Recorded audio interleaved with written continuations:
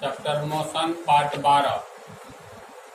वेग कितने प्रकार के होते हैं? तो जितने प्रकार का चाल पढ़े हो ना उतने प्रकार का वेग होता है। वेग 3 प्रकार के होते हैं। यूनिफॉर्म वेलोसिटी एक समान वेग, असमान वेग, औसत वेग। तो पहले वाला को समझो।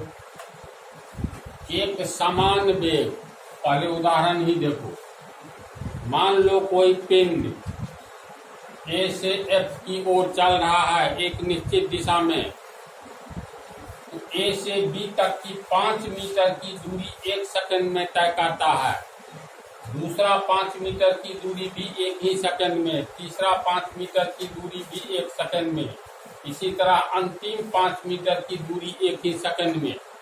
तो तुम लोग ये बोलो, हर एक 5 मीटर की दूरी 1 ही सेकंड में तय करता है, 1-1 सेकंड में। तो ऐसी स्थिति में कहा जाएगा उस पिंड का वेग एक समान है, यानी कहीं अपने यात्रा क्रम में नहीं बदला है।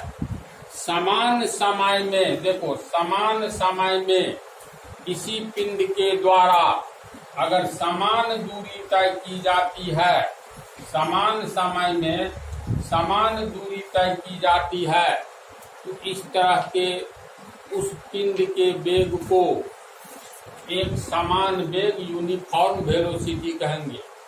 मान लो दूसरा उदाहरण, यहाँ से यहाँ तक मान लो 9 मीटर दूरी है, बी से सी तक भी 9 मीटर की दूरी, सी से डी तक भी 9 मीटर की दूरी। ए से बी तक जाने में इसको 3 सेकंड लगता है, बी से सी तक जाने में भी 3 सेकंड लगता है, सी से डी तक भी जाने में 3 सेकंड ही लगता है। तो ऐसी स्थिति में 3 सेकंड में 9 मीटर जाता है ना। अगला 3 सेकंड में भी 9 मीटर ही जाता है, फिर अगला 3 सेकंड में भी 9 मीटर ही जाता है, जा रहा है। इसका अर्थ ये है, अगर किसी पिंड के द्वारा निश्चित समय में, यहाँ समय देखो निश्चित है 3 सेकंड 3 सेकंड 3 सेकंड, या निश्चित समय अंतराल पर किसी पिंड के द्वारा अगर निश्चित दूरी तय की जाती है, तो पिंड का वेग एक समान वेग कहलाएगा। 3 सेकंड में 9 मीटर, इसलिए 1 सेकंड में 9/3 3 मीटर। तो 3 मीटर प्रति सेकंड की चाल से ए से लेकर के बी सी बिंदु होते हुए डी तक कोई पहुंचता है, तो बोलो कहीं पर भी इसका चाल बदला नहीं, न बदला। 3 मीटर प्रति सेकंड, यानी जिस रफ्तार से चला डी बिंदु पर पहुंचकर उसी रफ्तार तक में वह पहुंच गया। ऐसी स्थिति में उसका चाल क्या कहलाएगा? एक समान वेग, वेग कहलाएगा एक समान वेग। समझा? परिभाषा क्या हुआ इसका? एक निश्चित दूरी निश्चित समय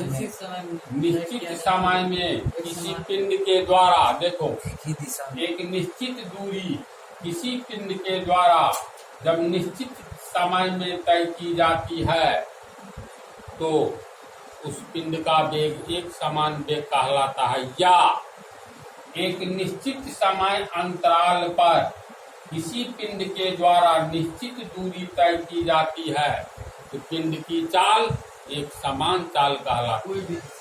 कोई भी लिख सकते हो, कोई भी दिशा नहीं, दिशा फिक्स है। जब ये वेग बोला तो दिशा फिक्स हो गया ना।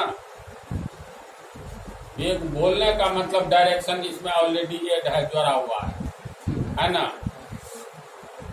दूसरा उदाहरण भी देना होगा, सफिशिएंट है, उतार लो अब असमान वेग। इसके बाद देखो यहाँ पर पिंड का वेग एक समान वेग है, लेकिन वेग है कितना? पिंड का वेग बोलेगा निकालने के लिए, पिंड का वेग बराबर विस्थापन बटा समय। विस्थापन कितना है बोलो तो?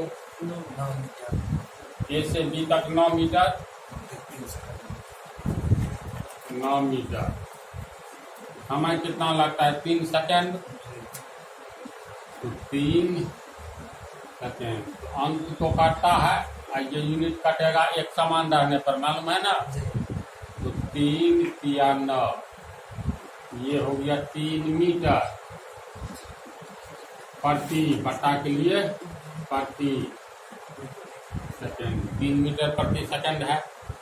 ये हो गया तुमको ए से बी तक का वेग, हुआ ना। ध्यान दो, ए से बी तक का हमको डायरेक्ट निकालना है क्योंकि एक समान वेग है। वही है। वही आएगा ना, ए से बी तक। तो टोटल दूरी को जोड़ दो, 9 9 18 9 27 27 मीटर। विस्थापन समय 3 3 6 3 9 सेकेंड। ये भी कट करके आ गया 3 मीटर बटा के लिए प्रति सेकेंड, 3 मीटर प्रति सेकेंड। एक समान वेग में छोटे पार्ट का निकालो, ये पूरे का सेम रिजल्ट आता है। अगले पार्ट में तुम लोग को बता हुआ ये 2 समाप्त कर देंगे।